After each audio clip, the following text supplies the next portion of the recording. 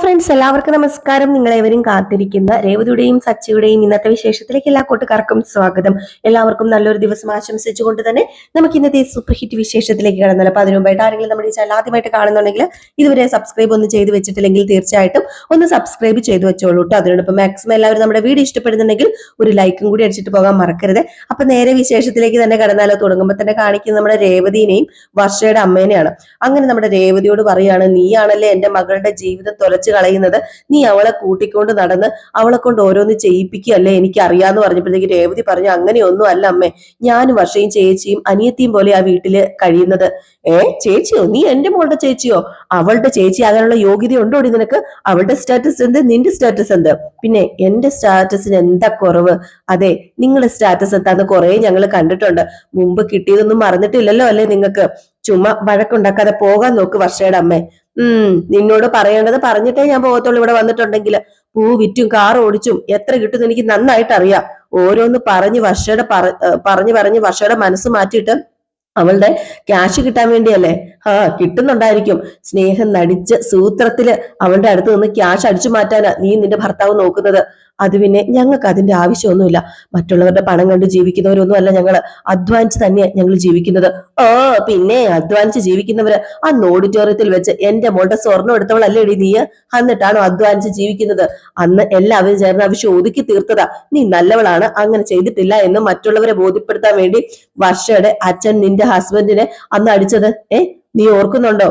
അന്നേ നിങ്ങളെ കുറിച്ച് മനസ്സിലായതാണ്. ക്യാഷ് ഉണ്ടാക്കാൻ വേറൊരു വഴിയില്ലടി നിനക്ക്. എന്റെ മോളെ സോപ്പിട്ട് സൂത്രത്തിൽ ക്യാഷ് വാങ്ങിക്കാൻ വേണ്ടി നോക്കുകയാണല്ലേ നീ? നിന്റെ കിട്ടൊരു കുടിക്കാൻ ക്യാഷ് വേണമെങ്കിലേ നിർത്ത്, വായടയ്ക്കുന്ന നിനക്ക് നല്ലത്. എന്താടി ഞാൻ പറഞ്ഞാല്? വേണ്ടാന്ന് പറഞ്ഞാൽ വേണ്ട. എല്ലാം ഞാൻ സഹിക്കും. എന്റെ ഭർത്താവിനെ കുറിച്ച് പറഞ്ഞാലുണ്ടല്ലോ, മതി, നിർത്ത്. എന്റെ ഭർത്താവിനെ കുറിച്ച് തെറ്റായി എന്തെങ്കിലും ഇനി പറഞ്ഞാല് സ്വഭാവം മാറും. ഞാൻ എന്തും പറയും. എന്റെ ഭർത്താവിനെ കുറിച്ച് നിങ്ങൾ എന്തെങ്കിലും പറഞ്ഞോണ്ടല്ലോ, വർഷയുടെ അമ്മയാണെന്ന് കരുതി മിണ്ടാതിരുന്നപ്പം നിങ്ങക്ക് വായിക്ക് തോന്നിയത് വിളിച്ചു പറയാ. ക്ഷമയ്ക്കേ ഒരു അതിരുണ്ട്, പറഞ്ഞേക്കുക. എടി, നീ എന്തിനാടി അവളെ കൂടെ കൂട്ടി നീ കാരണം മോശപ്പേരുണ്ടാക്കി കൊടുക്കുന്നത്? അത് പിന്നെ എന്റെ പൊന്നാന്റി, ഞാൻ അവളെ കൊണ്ട് ഒന്നും ചെയ്യിപ്പിച്ചിട്ടില്ല. പിന്നെ ഒന്നുമില്ലാതെ നിന്റെ അമ്മായിയമ്മ അങ്ങനെയൊക്കെ പറയുവോ? അവര് പറയുന്നൊക്കെ സത്യമാകണമെന്നുണ്ടോ? സത്യമൊന്നുമല്ല.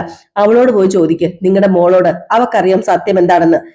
എനിക്കൊരു കാര്യം പറയാനുള്ള രേവതി, നിന്റെ ഈ ഒരു സ്വഭാവം മാറ്റിവെക്ക്. നിനക്ക് ക്യാഷ് വേണമെങ്കിൽ ഞാൻ തരാം.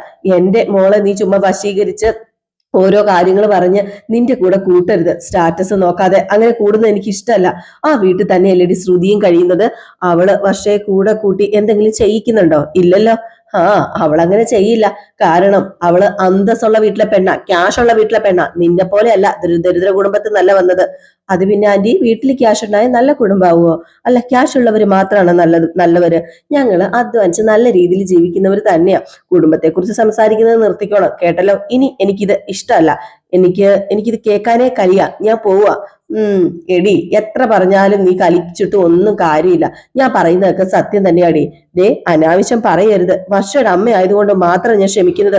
വേറെ ആരെങ്കിലും ആണെങ്കിലും ഉണ്ടോ ഞാൻ കൈ കിട്ടിയത് എടുത്തു വെച്ച് അടിച്ചവനെ. നിന്റെ അമ്മായിമ്മ പറഞ്ഞതുപോലെ തന്നെയാടി നീ. എന്റെ മോളുടെ ലൈഫേ നശിപ്പിക്കരുത് നീ, പറഞ്ഞേക്കാം. നിന്നോടൊക്കെ സംസാരിക്കാൻ വന്ന് എന്നെ പറഞ്ഞാൽ മതിയല്ലോ. സ്റ്റാറ്റസ് ഇല്ലാതെ നിന്നോട് സംസാരിക്കാനേ പാടില്ലായിരുന്നു എന്ന് പറഞ്ഞിട്ട് നമ്മുടെ വർഷയുടെ അമ്മ പോവാണ് കേട്ടോ. ഏതായാലും നമ്മുടെ ചന്ദ്രമതി എരികേറ്റി കൊടുത്ത് വിട്ടത് ഏതായാലും നമ്മുടെ വർഷയുടെ അമ്മ നന്നായിട്ട് പ്രയോഗിച്ചിട്ടുണ്ട് രേവതിയുടെ അടുത്ത്. കാരണം ചന്ദ്രമതിക്ക് അറിയാം വർഷയുടെ അമ്മ വന്ന് ഇങ്ങനെയൊക്കെ പറയുമെന്നും ഇങ്ങനെയൊക്കെ വർഷയുടെ അമ്മേനെ കൊണ്ട് പറയിപ്പിച്ചിട്ടുണ്ടെങ്കിലും നമ്മുടെ രേവതിക്ക് കൊള്ളുവെന്നും ഒക്കെ. അപ്പൊ അതുകൊണ്ട് തന്നെയാണ് നമ്മുടെ ചന്ദ്രമതി ആണെങ്കിൽ ഇപ്പം നാറി നിൽക്കുകയാണല്ലോ. ആ ഒരു സമയത്ത് കൂടെ ആകുമ്പോ പിന്നെ പറയേണ്ട കാര്യമില്ലല്ലോ. ഏതായാലും ഈ ഒരു സമയത്ത് നമ്മുടെ രേവതിയുടെ കൂട്ടുകാരി പറഞ്ഞു, അതെ, നീ എന്തിനാ വിഷമിക്കുന്നത്? അല്ല, നിനക്ക് ഇത്രയും ധൈര്യം ഉണ്ടായിരുന്നല്ലോ എന്ന് ഓർത്തിട്ട് എനിക്ക് തന്നെ ഉണ്ടല്ലോ അത്ഭുതം തോന്നുക. നീ ഇതൊക്കെ മനസ്സിൽ നിന്ന് വിട്ടിട്ട് പോയി പൂ വിൽക്കാൻ നോക്ക് രേവതി, അതൊന്നും നീ ചിന്തിക്കണ്ട എന്നൊക്കെ കൂട്ടുകാരി പറഞ്ഞ് സമാധാനപ്പെടുത്താണ് കേട്ടോ. ഈ സമയത്താണെങ്കിൽ നമ്മുടെ സച്ചി വരിക. സച്ചി പെട്ടെന്ന് ഡ്രൈവ് ചെയ്ത് വരുമ്പോഴത്തേക്ക് രേവതിയല്ല നിൽക്കുന്നത് എന്നും പറഞ്ഞുകൊണ്ട് സച്ചി നേരെ കൊണ്ട് നിർത്തുന്നത് രേവതിയുടെ മുമ്പിൽ. അപ്പം രേവതിയുടെ കൂട്ടുകാരി ഉണ്ട് കേട്ടോ. രേവതിയുടെ മുഖത്താണെങ്കിൽ വല്ലാത്ത വിഷമവും ഉണ്ട്. അപ്പം രേവതിയുടെ കൂട്ടുകാരി പറഞ്ഞു, ദേ വരുന്നത് നിന്റെ ഭർത്താവല്ലേ, ദേ സച്ചി വരുന്നു എന്ന് പറഞ്ഞു. അപ്പൊ രേവതി നോക്കിയപ്പോഴത്തേക്ക് സച്ചി വരിക. പക്ഷെ രേവതിയുടെ മുഖത്ത് അപ്പോഴും തെളിച്ചോ വെട്ടവോ പ്രസാദമോ ഒന്നും ഇല്ല കേട്ടോ. നമ്മുടെ സച്ചിക്ക് അറിയാം എന്തോ സംഭവം ഉണ്ടെന്ന്. അങ്ങനെ സച്ചി വന്നിട്ട്, രേവതി നീ എന്താ ഇവിടെ? അത് പിന്നെ സച്ചേട്ടൻ എന്താ ഇവിടെ? ഞാന് നിന്നെ കണ്ടിവിടെ ഇറങ്ങിയതാ. അല്ല, വർഷയുടെ അമ്മ ഇവിടുന്ന് പോകുന്നത് കണ്ടല്ലോ, എന്തു പറ്റി നിന്നെ കാണാമെന്നാണോ അവര്? അത് പിന്നെ എന്നെ കാണാന് അല്ലല്ല, പൂ മേടിക്കാന്. അതിന് അവര് കാർ കയറുമ്പോ കയ്യിൽ പൂ ഉണ്ടായിരുന്നില്ലല്ലോ.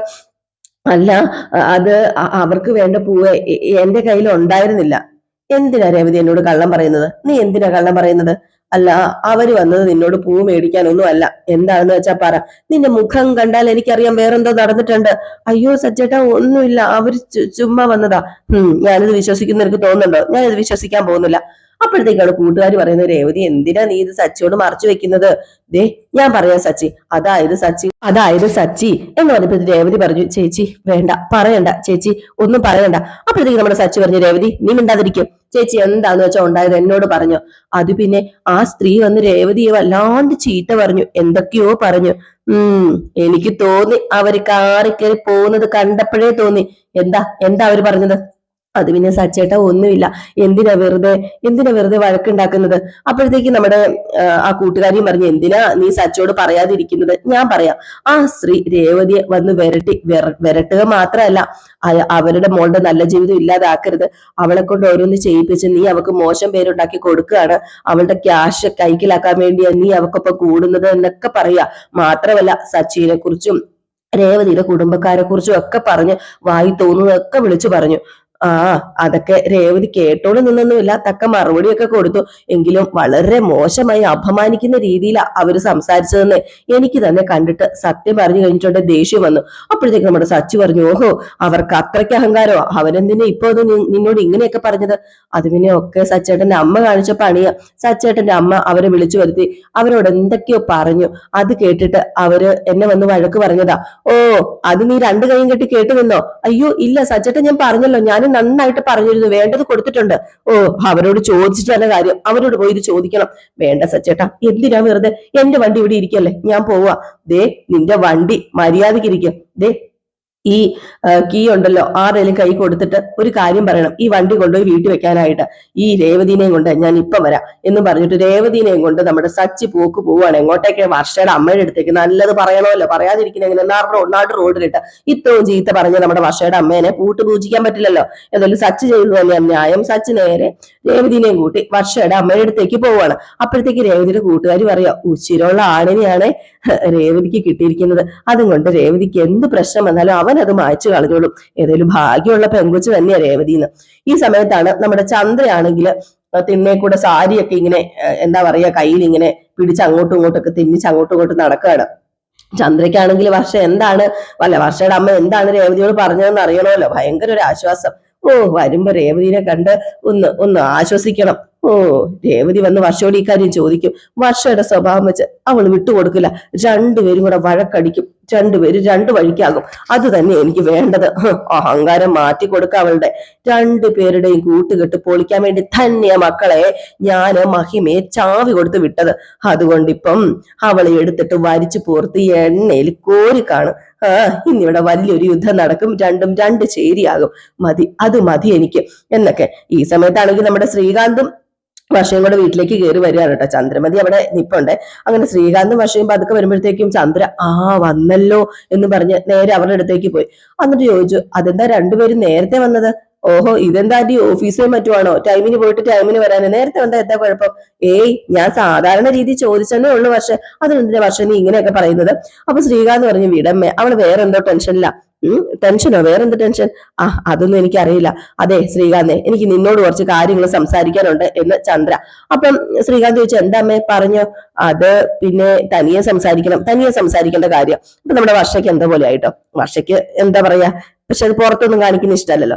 നമ്മുടെ വർഷ പറഞ്ഞു, അതേ ശ്രീകാന്ത്, എനിക്ക് തലവേദനിക്കുന്നു, ഞാൻ റൂമിലുണ്ടാകും, സംസാരിച്ചിട്ട് വരാൻ പറഞ്ഞു. വർഷ അങ്ങോട്ടേക്ക് കയറിപ്പോയപ്പോഴത്തേക്ക് നമ്മുടെ ചന്ദ്രമതി പറഞ്ഞു, അതെ ഞാനിന്ന് വർഷയുടെ അമ്മേനെ കണ്ടിരുന്നു, ഭാമയുടെ വീട്ടിൽ വെച്ച്. ഭാമയുടെ വീട്ടിൽ വെച്ചോ? ആ, ഞാൻ മഹിമയെ അങ്ങോട്ട് വിളിച്ചു വരുത്തിയതാ. എന്തിനു വിളിച്ചു വരുത്തിയത്? അതിന്റെ വല്ല കാര്യം ഉണ്ടായിരുന്നോ? അതെ, ഇവിടെ നടക്കുന്ന കാര്യങ്ങളൊക്കെ കണ്ട് വെറുതെ ഇരിക്കാൻ പറ്റുമോ? ദേ നിന്റെ ഭാര്യ എന്നെ വില വെക്കുന്നില്ല. ആ രേവതിയുടെ കൂടെ ചേർന്ന് എന്തൊക്കെയാ അവള് കാണിക്കുന്നത്? രേവതിയിൽ ഞാൻ എന്തെങ്കിലും പറഞ്ഞു അപ്പൊ അവൾ എന്റെ നേരെ ചാടി വീഴും. അതൊന്നും എനിക്ക് തീരെ സഹിക്കുന്നില്ല. മഹിമയോട് പറയണ്ടെന്നാ ഞാൻ ആദ്യം വിചാരിച്ചത്. പക്ഷെ അവളെ അടക്കി നിർത്തേണ്ട സമയത്ത് അടക്കി നിർത്തിയില്ലെങ്കിൽ പിന്നെ പിടിച്ചാ കിട്ടത്തില്ല. വലിയ പ്രശ്നമാവും അത്. അതുകൊണ്ടാ മഹിമയെ വിളിച്ച് ഞാൻ സംസാരിച്ചതും കാര്യങ്ങളൊക്കെ പറഞ്ഞതും. അല്ല, ആന്റിയോട് അമ്മ എന്താ പറഞ്ഞത്? അത് പിന്നെ എന്ന് പറഞ്ഞപ്പോഴത്തേക്ക് നമ്മുടെ രേവതി സച്ചിയും കൂടെ സ്പോട്ടിൽ എത്തി കേട്ടോ. പിന്നെ പറയാനില്ലല്ലോ, നമ്മുടെ സച്ചിയാണ് വിവരം അറിഞ്ഞിരിക്കുന്നത്. ചുരുട്ടി എടുത്ത് മടക്കി നമ്മുടെ ചന്ദ്രനെ കുപ്പത്തൊട്ടിയിൽ എറിയും. ഏതായാലും നമ്മുടെ സച്ചി ഇറങ്ങി വരുന്നത് തന്നെ നമ്മുടെ ചന്ദ്രയ്ക്ക് മനസ്സിലായി എന്തോ സംഭവം ഉണ്ടെന്ന്. അങ്ങനെ ഇറങ്ങി വന്ന ഉടനെ തന്നെ നമ്മുടെ സച്ചി നേരെ ശ്രീകാന്തിനോട് ചോദിച്ചു, എടാ എവിടെയാടാ നിന്റെ ഭാര്യ? അപ്പൊ ശ്രീകാന്ത് ചോദിച്ചു, അതെന്താ അങ്ങനെ ചോദിക്കുന്നത്? എന്തിനാ ദേഷ്യപ്പെടുന്നത്? അവളിവിടെ ഉണ്ട്. ദേ എന്റെ ശ്രീകാന്ത്, ഇത് ഇച്ചിരി കൂടി പോയിട്ടോ. എന്താ ഏടത്തി ഈ പറയുന്നത്? ഏട്ടനും എന്താ ഈ പറയുന്നത്? നിന്റെ ഭാര്യ ഞങ്ങളെ കുറിച്ച് എന്താ വിചാരിച്ചത്? ദേ വലിയ വീട്ടിലെ ആളാന്ന് കരുതി എന്ത് പറയാന്നാ? ഞങ്ങൾ എന്താ കയ്യും കെട്ടി നോക്കി നിൽക്കണോ? എന്താണ് പ്രശ്നം? എന്താണ് നീ ഒച്ച വെക്കുന്നത് എന്ന് ചന്ദ്ര. അപ്പോഴത്തേക്ക് നമ്മുടെ സച്ചി പറഞ്ഞു, ഇത് വേറെ വിഷയം, ഇതിൽ നിങ്ങൾ കൂടുതൽ തലയിടാനൊന്നും വരണ്ട. വർഷം എവിടെ എന്ന്. അത് പിന്നെ അവള് മുറിയിലുണ്ട്, ഇന്നത്തോടു കൂടി ഞാൻ അവസാനിപ്പിക്കും, എല്ലാം അവസാനിപ്പിക്കും എന്നും പറഞ്ഞുകൊണ്ട് നമ്മുടെ രേവതിയും സച്ചിയും കൂടെ നേരെ വർഷനെ കാണാൻ പോവാണ്. ചന്ദ്രയ്ക്കാണ് ഭയങ്കര സന്തോഷം, നിന്ന് ചിരിച്ചു കൊണ്ടാടുകയാണ് കേട്ടോ ചന്ദ്ര. പക്ഷെ ഇതൊക്കെ നമ്മുടെ സച്ചിയുടെ രേവതിയുടെ ട്രിക്കാണ് കേട്ടോ. നമ്മുടെ ചന്ദ്രനെ കുറച്ചു നേരമെങ്കിലും ഒന്ന് സന്തോഷിപ്പിച്ചിരിക്കാതങ്ങ് കരുതി. അങ്ങനെ നമ്മുടെ ചന്ദ്ര മനസ്സിൽ വിചാരിക്കുക, മഹിമ രേവതിനെ പോയി കണ്ടിരുന്നപ്പോ ഞാൻ വിചാരിച്ച പോലെ അന്ന് കാര്യങ്ങളൊക്കെ നടക്കും, എന്റെ ഭഗവാനെ രക്ഷപ്പെട്ടല്ലോ എന്നൊക്കെ ഓർത്ത് സന്തോഷിക്കുകയാണ് കേട്ടോ. പിന്നെ കാണിക്കുന്നത് നമ്മുടെ ചന്ദ്ര വെളിയിൽ നിന്നിട്ട് ഇവരകത്ത് പറയുന്ന സാധനങ്ങളൊക്കെ ഇങ്ങനെ കേൾക്കുകയാണ് കേട്ടോ. ഇവരാണ് ഭയങ്കര അടി. നമ്മുടെ സച്ചിയും രേവതിയും വർഷയും കൂടെ ഭയങ്കര അടി റൂമിനകത്ത് കിടന്നു. റൂം അടച്ചിട്ടേക്ക. ചന്ദ്രയാണെങ്കിലോ അവിടെ ഇരുന്നിട്ട് ഇതൊക്കെ കണ്ട് ഇങ്ങനെ എന്താ പറയാ ആശ്വസിക്കുകയും സന്തോഷിക്കുകയും ഒക്കെ ചെയ്യുക. റൂം അടച്ചിട്ടേക്കുന്നതുകൊണ്ട് നമ്മുടെ സച്ചിക്ക് അവിടുത്തെ പ്രവൃത്തിയൊന്നും കാണത്തില്ല. നമ്മുടെ സച്ചിക്കല്ല ചന്ദ്രയ്ക്ക് അവിടുത്തെ പ്രവൃത്തികളൊന്നും കാണത്തില്ല. സൗണ്ട് മാത്രമേ കേൾക്കത്തുള്ളൂ. അങ്ങോട്ടും ഇങ്ങോട്ടും കിടന്ന് ബഹളം ഉണ്ടാക്കുകയും നമ്മുടെ വർഷ കരയുകയും രേവതി കരയുകയും ഒക്കെ ചെയ്യുകയാണ്. ഭയങ്കര അടി. എന്റെ ദൈവമേ, ഇത് കണ്ടിട്ട് സഹിക്കാനാകാതെ സന്തോഷം നമ്മുടെ ചന്ദ്രയ്ക്ക്. പക്ഷേ ചന്ദ്രയ്ക്ക് അറിയില്ലല്ലോ ആ റൂമിനകത്ത് നടക്കുന്നത് ഡ്യൂപ്ലിക്കേറ്റ് നാടകമാണെന്ന്. വെറും നാടകം കളിക്കുകയാണ് നമ്മുടെ സച്ചിയും രേവതിയും വർഷയും ശ്രീകാന്തൊക്കെ ചേർന്ന്. കാരണം ചന്ദ്രയുടെ ഉദ്ദേശം എന്ന് പറയുന്നത് വേറൊന്നുമല്ല. ചന്ദ്രയുടെ ഉദ്ദേശം എന്ന് പറയുന്നത് ഇവരെ തെറ്റിക്കുക എന്നുള്ളതാണെന്ന് രേവതിക്കും സച്ചിക്കും അറിയാം. അപ്പൊ പിന്നെ ചെറിയൊരു നാടകം അങ്ങ് കളിച്ച് നമ്മുടെ ചന്ദ്രക്കിട്ട് ഒരു ചെറിയ തട്ടക്കി അങ്ങ് കൊടുത്തു കഴിഞ്ഞിട്ട് രംഗത്തിറങ്ങുകയാണെങ്കിൽ പിന്നെ കുഴപ്പമില്ലല്ലോ. അപ്പൊ അതുകൊണ്ട് നമ്മുടെ സച്ചി രേവതിയും ശ്രീകാന്തും വർഷയും കൂടെ ചേർന്ന് ഒരു നാടകം കളിക്കുന്നതാണ് കേട്ടോ. ഈ ഒരു സമയത്ത് പിന്നെ കാണിക്കുന്നത് നമ്മുടെ ശ്രുതിയുടെ അമ്മേനെയും ശ്രുതിയുടെ കുട്ടീനെയൊക്കെയാണ് കേട്ടോ.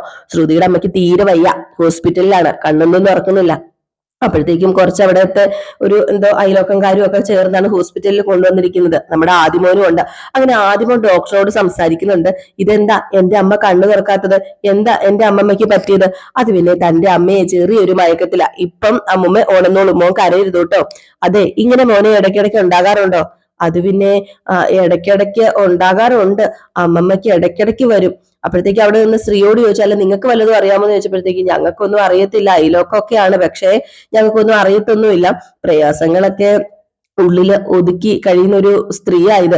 പിന്നെ വീട്ടിൽ ജോലി ചെയ്യുമ്പോഴേ ഇങ്ങനെ തല കറങ്ങി വീഴുന്നത്. അപ്പൊ ആ കുട്ടി പറഞ്ഞു, അതെ ഞാൻ പറഞ്ഞില്ലേ ഇടയ്ക്ക് തല കറങ്ങി വീഴാറുണ്ട് എന്റെ അമ്മമ്മ. അപ്പോഴത്തേക്ക് ഡോക്ടർ ചോദിച്ചല്ല, നിങ്ങൾക്ക് വേറെ റിലേറ്റീവ്സ് ആരുമില്ലേ? അതെ, ഒരു മോളുണ്ട്, അതിനോട് ഞാൻ വിളിച്ചു പറഞ്ഞിട്ടുണ്ട്, അതിപ്പോ വരും എന്ന് ചോദിച്ചിട്ട് ആ ചേച്ചി ചോദിച്ചു, അതായത് ആ അയൽവാസി ചോദിച്ചു, അല്ല ഒരു കുഴപ്പമില്ലല്ലോ അല്ലെ? ഞാൻ റിപ്പോർട്ട് തരാം, ഞാൻ ഇപ്പൊ വരാം എന്ന് പറഞ്ഞ് ഡോക്ടർ അങ്ങ് പോയി കേട്ടോ. ആദ്യക്കാണ് ഭയങ്കര സങ്കടം. ഈ സമയത്ത് നമ്മുടെ ശ്രുതി വിവരം അറിഞ്ഞായിരുന്നല്ലോ. ശ്രുതി അങ്ങനെ അവിടുന്ന് ചോദിച്ച് റിസപ്ഷനിലൊക്കെ ചോദിച്ച് നമ്മുടെ ശ്രുതിയുടെ അമ്മയുടെ അടുത്തേക്ക് വരുവാണ് കേട്ടോ. ഈ ഒരു സമയത്ത് നമ്മുടെ ശ്രുതി ഓടി കയറി വന്നു റൂമിനകത്തേക്ക് അമ്മയെന്ന് വിളിച്ചുകൊണ്ട്. അപ്പോഴത്തേക്ക് അയൽവാസി പറഞ്ഞു, അതെ നിന്റെ അമ്മയ്ക്ക് എന്തോ വയ്യായികയുണ്ടോ, നിന്റെ അമ്മ തല കറങ്ങി വീഴ, ഞാനൊരു ഓട്ടോ വിളിച്ചാൽ ഇങ്ങോട്ടൊക്കെ കൊണ്ടുവന്നതെന്ന് പറഞ്ഞു. ശ്രുതി ഇതെല്ലാം കേട്ടിട്ട് നമ്മുടെ ശ്രുതിയുടെ അമ്മയെ കണ്ണു തുറക്കമ്മേ, പ്ലീസ് അമ്മ ഒന്ന് എണീക്കമ്മ എന്നൊക്കെ പറഞ്ഞുകൊണ്ട് നേരെ നമ്മുടെ ശ്രുതിയുടെ അമ്മേനെ ഇങ്ങനെ കുലുക്കി വിളിക്കുകയാണ്. എവിടെ നിന്ന് ശ്രുതിയുടെ അമ്മ സഡക്ഷനിലും കൊടുത്തിട്ട് ആ മയക്കത്തിൽ അങ്ങാണ്ടാണ് കേട്ടോ. അപ്പൊ അതുകൊണ്ടാണ് ഉണരാത്തത്. അതോ ഇനിയിപ്പോ ബോധം പോയി കിടക്കാണോ എന്നും അറിയത്തില്ല. അതുപോലെ നമ്മുടെ ശ്രുതി വിളിച്ചിട്ടും നമ്മുടെ ശ്രുതിയുടെ അമ്മ എണീക്കുന്നില്ല. എന്നിട്ട് പതുക്കെ പതുക്കെ കണ്ണ് തുറക്കാൻ തുടങ്ങി കേട്ടോ. കുറെ വിളി കഴിഞ്ഞപ്പോഴത്തേക്ക് പതുക്കെ പതുക്കെ കണ്ണ് തുറന്നപ്പോഴത്തേക്ക് നമ്മുടെ ശ്രുതി പറഞ്ഞു, ആദ്യം നോക്കട്ടെ, ദേ അമ്മ കണ്ണ് തുറന്നു. അപ്പൊ ആദിക്ക് സന്തോഷമായിട്ടോ. അപ്പോഴത്തേക്കും നമ്മുടെ ആദി, അയ്യോ അമ്മമ്മ കണ്ണു തുറന്നല്ലോ, അയ്യോ ദേ അമ്മമ്മ കണ്ണു തുറന്നു, അമ്മ വന്നപ്പോ അമ്മമ്മ കണ്ണു തുറന്നു, ദേ കണ്ടോ അമ്മമ്മ കണ്ണു തുറന്നത് എന്ന് പറഞ്ഞ് ആ കുട്ടിക്ക് ഭയങ്കര സന്തോഷം. അപ്പൊ അവിടെ ഒരു നേഴ്സ് വന്നു. ആ നേഴ്സ് ഇങ്ങനെ ശ്രദ്ധിക്കുകയാണ്. അപ്പൊ നേഴ്സ് ശ്രദ്ധിച്ചപ്പോഴത്തേക്കും നമ്മുടെ ശ്രുതിയുടെ അമ്മ കണ്ണു തുറന്നല്ലോ. അപ്പം നേഴ്സ് പെട്ടെന്ന് വന്നിട്ട് പറഞ്ഞു, അതെ എനിക്കൊരു കാര്യം പറയാനുണ്ട്. ദേ നിങ്ങൾ ഇവിടെ നിന്ന് ഇങ്ങനെ ഒച്ചപ്പാടുണ്ടാക്കരുത് കേട്ടോ. അതെ ഞാൻ ഡോക്ടറെ വിളിച്ചിട്ട് വരാം എന്നും പറഞ്ഞുകൊണ്ട് നേരെ പോവാണ്. അപ്പോഴത്തേക്കാണെങ്കിൽ നമ്മുടെ ശ്രുതിയുടെ അമ്മ കല്യാണി എന്ന് വിളിച്ചു. എന്നിട്ട് പറഞ്ഞു, കരയാതെ, എനിക്കൊന്നുമില്ല മോളെ, എനിക്കൊന്നുമില്ല, മോള് സങ്കടപ്പെടേണ്ട. അമ്മമ്മ കണ്ണ് തുറക്കാതിരുന്നപ്പോ ഞാൻ പേടിച്ചു പോയാ ആന്റി, എനിക്ക് ഭയങ്കര പേടിയായിരുന്നു ശ്രുതിയോട്. അപ്പോഴത്തേക്കും നമ്മുടെ ശ്രുതിയുടെ അമ്മ പറഞ്ഞു, അമ്മമ്മ കണ്ണ് തുറന്നല്ലോ, പിന്നെ എന്താ കുഴപ്പം? അപ്പൊ ശ്രുതി ചോദിച്ചു, അമ്മേ മരുന്നൊന്നും നേരാൻ വണ്ണം കഴിക്കാറില്ലേ? അത് പിന്നെ കഴിക്കാറുണ്ട് മോളെ, മരുന്നൊക്കെ കഴിക്കാറുണ്ട്, മരുന്നൊന്നും ഇതുവരെ ഞാൻ മുടക്കിയിട്ടില്ല. പിന്നെ എന്താ ഇങ്ങനെയൊക്കെ സംഭവിക്കാൻ കാരണം? പെട്ടെന്ന് തലകറങ്ങിയൊക്കെ വീണത്? എനിക്കറിയില്ല മോളെ, പ്രായമായില്ലേ, വയസ്സും പ്രായവും ചെന്നപ്പോ ഇങ്ങനെയൊക്കെ ആയിരിക്കും. പെട്ടെന്ന് നെഞ്ചിടിപ്പ് കൂടി, കൈകാലുകൾ തളരുന്നതും വിറയ്ക്കുന്നതും ഒക്കെ പോലെ തോന്നി. പിന്നെ എനിക്കൊന്നും ഓർമ്മയില്ല, തല ചുറ്റി നിലത്ത് വീണു. പിന്നെ അറിയില്ല എന്താ സംഭവിച്ചതെന്ന്. അങ്ങനെ ഡോക്ടർ ഒന്ന് ചെക്കപ്പ് ചെയ്തു. ചെക്കപ്പ് ഒക്കെ ചെയ്തിട്ട് പറഞ്ഞു, അതേ പേടിക്കാനൊന്നുമില്ല, സ്കാനിങ് ഒക്കെ ചെയ്തു, ഇനിയിപ്പോ ഒരു റിപ്പോർട്ടും കൂടെ വരാനുണ്ട്, അതൊക്കെ നോക്കിയിട്ട് പറയാം. പിന്നെ ഓൾറെഡി ഇവർക്ക് ഇപ്പം BP ഉണ്ടല്ലോ, ഇപ്പം നോക്കിയപ്പം BP ലെവൽ ഹൈ ആണ്, ബോഡി വീക്കാണ്, നല്ല സ്ട്രെച്ച് ഉണ്ടെന്നാണ് തോന്നുന്നത്. അപ്പൊ അതുകൊണ്ട് തന്നെ നിങ്ങൾ ഒന്ന് ശ്രദ്ധിക്കണം, കെയർ ചെയ്യണം. അല്ല നിങ്ങൾ അവരുടെ കൂടെ അല്ലേ താമസം? അല്ല സാർ, ഞാന് ഇവരുടെ കൂടെ അല്ല. നിങ്ങൾക്ക് ഇവരുടെ കൂടെ താമസിച്ചൂടെ? ദേ കുഞ്ഞും ഇവരും മാത്രവും താമസിക്കുന്നത് സേഫ് അല്ല. ഇത്രയും പ്രായമായില്ലേ ഈ സ്ത്രീക്ക്, ഇത്രയും സിറ്റുവേഷൻസ് ഒക്കെ ഇനിയും വരാം. അത് പിന്നെ ഡോക്ടർ ഇന്ന് പോകാൻ പറ്റുമോ എന്നാണ് നമ്മുടെ ശ്രുതിയുടെ അമ്മ ചോദിക്കുന്നത്. അപ്പോഴത്തേക്കും ഡോക്ടർ ചോദിച്ചു, വന്നുടനെ പോകാൻ ധൃതിയായോ? ഏതായാലും ഇന്ന് പോകാൻ പറ്റത്തില്ല, അസുഖം മാറാതെ എങ്ങനെയാ പോകുന്നത്? അത് പിന്നെ എന്തായാലും റിപ്പോർട്ട് വരട്ടെ, നിങ്ങളിപ്പോ ഇവിടെ കിടക്ക്, ഇപ്പം നിങ്ങൾ റെസ്റ്റ് എടുക്കുക ചെയ്യേണ്ടത്. ഇനിയിപ്പം പ്രശ്നമൊന്നും ഇല്ലെങ്കിൽ ഇന്ന് പോകാൻ പറ്റില്ല, നാളെ ഈവനിങ് പോകാൻ പറ്റും. അപ്പൊ ശ്രുതി പറഞ്ഞു, ഓക്കെ സാറേ, താങ്ക്സ് എന്നൊക്കെ പറഞ്ഞു. അപ്പോഴത്തേക്കും ഡോക്ടർ അങ്ങ് പോയി. അങ്ങനെ നമ്മുടെ ശ്രുതി പറഞ്ഞു, അതെ അമ്മ പേടിക്കണ്ട കേട്ടോ. അപ്പോഴത്തേക്കും അയൽവക്കംകാരി പറഞ്ഞു, അതെ ഡോക്ടർ പറഞ്ഞത് കേട്ടില്ലേ, എപ്പോഴും ഞങ്ങളുടെ കണ്ണ് എത്തിന്ന് വരില്ല. ഒന്നെങ്കിൽ നിങ്ങൾ ഒരുമിച്ച് താമസിക്കണം ഇവിടെ, അല്ലെങ്കിൽ ഒരുമിച്ച് അവിടെ താമസിക്കണം. നീ ജോലി ചെയ്യുന്ന സ്ഥലത്ത് എന്താണെങ്കിലും നീ അല്ലേ തീരുമാനിക്കേണ്ടത് മോളെ. തീരുമാനിച്ചേ പറ്റൂ, ഇല്ലെങ്കിൽ ശരിയാവില്ല. ഇനി ഇങ്ങനെ പോയി കഴിഞ്ഞിട്ടുണ്ടെങ്കിലേ അത് വളരെയധികം ആപത്താ. ഏതായാലും ശ്രുതി ഇവിടെ ഉണ്ടല്ലോ, ഞാൻ പോട്ടെ, എനിക്ക് വീട്ടിലൊരു ഗസ്റ്റ് ഉണ്ട് എന്ന് പറഞ്ഞ് ആ അയൽവക്കംകാരി അങ്ങ് പോവുകയാണ് കേട്ടോ. അപ്പൊ നമ്മുടെ ശ്രുതി താങ്ക്സ് ഒക്കെ പറഞ്ഞിട്ട് ആ അയൽവക്കംകാരിയെ പറഞ്ഞു വിടാണ്. ആ സ്ത്രീ പോയി കഴിഞ്ഞപ്പോഴത്തേക്കും അമ്മയ്ക്ക് എന്താ പറ്റിയത്? അമ്മയ്ക്ക് മനസ്സിൽ ഒരുപാട് ബുദ്ധിമുട്ടുണ്ടല്ലോ, എന്താ അമ്മയുടെ പ്രശ്നം? അമ്മയ്ക്ക് എന്താ പറ്റിയത്? എങ്ങനെ ബുദ്ധിമുട്ടുണ്ടാകാതിരിക്കും? നിന്റെ കാര്യം ഓർത്തിട്ട് ഒരു സമാധാനമില്ല, ആദ്യമോന്റെ കാര്യം ഓർത്തിട്ട് ഒരു സമാധാനമില്ല. ഞാനൊരു പക്ഷെ എന്തെങ്കിലും സംഭവിച്ചു കഴിഞ്ഞാൽ അവൻ ഒറ്റയ്ക്കായി പോവില്ലേ? എന്തിനാ അമ്മ ഇങ്ങനെയൊക്കെ ചിന്തിക്കുന്നത്? അമ്മയോട് ഞാൻ പറഞ്ഞിട്ടില്ലേ ഇങ്ങനെയൊന്നും ചിന്തിക്കരുതെന്ന്? ഇങ്ങനെ ആവശ്യമില്ലാത്ത ഓരോന്ന് ചിന്തിച്ച് കൂട്ടുന്നത് കൊണ്ടാ ഈ മനസ്സിന് ഇത്രയും അധികം പ്രശ്നം ഉണ്ടാകുന്നത്. ഈ അവസ്ഥയ്ക്ക് കാരണം എന്താ? അയൽവക്കത്തെ ചേച്ചി കണ്ടോണ്ട് രക്ഷപ്പെട്ടു, ഇല്ലായിരുന്നെങ്കിലോ? ആരും ഇല്ലായിരുന്ന സമയത്ത് ഇങ്ങനെ സംഭവിച്ചിരുന്നെങ്കിൽ എന്തായിരുന്നു എന്റെ സ്ഥിതി? അത് പിന്നെ എന്ത് ചെയ്യാൻ പറ്റും? ഒന്നും ചെയ്യാൻ പറ്റില്ല, എനിക്കറിയാം. എല്ലാം വിധി പോലെ നടക്കട്ടെ, വിധി പോലെ, അല്ലാതെ ഞാൻ എന്താ പറയാ. അപ്പോഴത്തേക്ക് നമ്മുടെ ആദി പറഞ്ഞു, ആന്റി നമുക്ക് എല്ലാവർക്കും ഇവിടുത്തെ വീട്ടിൽ ഒന്നിച്ച് താമസിക്കാം ആന്റി, എനിക്ക് പേടിയാവും ആന്റി, ഇനി അമ്മമ്മക്ക് ഇത് സംഭവിക്കുമോ എന്ന് പറഞ്ഞപ്പോഴത്തേക്കും ആദീനെ പോയി കെട്ടിപ്പിടിക്കുകയാണ് കേട്ടോ നമ്മുടെ ശ്രുതി. മോനെ വിഷമിക്കണ്ടെന്ന് പറഞ്ഞത്. അപ്പൊ ഈ ഒരു സീനൊക്കെ കാണിച്ചിട്ടാണ് ഇന്നത്തെ വിശേഷം അവസാനിക്കുന്നത്. അപ്പൊ എല്ലാവരും കാത്തിരിക്കുക. നമ്മുടെ അലീനയുടെ കഥ നമ്മൾ ഇന്ന് രാവിലെ ഇട്ടിട്ടില്ലായിരുന്നു, കാരണം ഇന്ന് നമുക്ക് അലീനയുടെ കഥ ഡിലേ ആണ്, വന്നിട്ടില്ല. വരുന്ന ഉടനെ നമ്മൾ പോസ്റ്റ് ചെയ്യുന്നതായിരിക്കും. ഇനി ഇന്നത്തെ പ്രമോ വിശേഷം നമ്മൾ ഇട്ടിട്ടുണ്ട് റീൽ സ്റ്റോറിക്കകത്ത് കേട്ടോ. പിന്നെ അപ്കമിംഗ് വിശേഷം ഇന്ന് നമ്മൾ ഉച്ച മുതൽ ഇട്ട് തുടങ്ങും കേട്ടോ. അതുപോലെ രേവതിയുടെയും സച്ചിയുടെയും നാളത്തെ കഥയും നമ്മൾ ഇന്ന് ഉച്ചയ്ക്ക് ഇടും. അപ്പൊ ടാറ്റാ ബൈ ബൈ.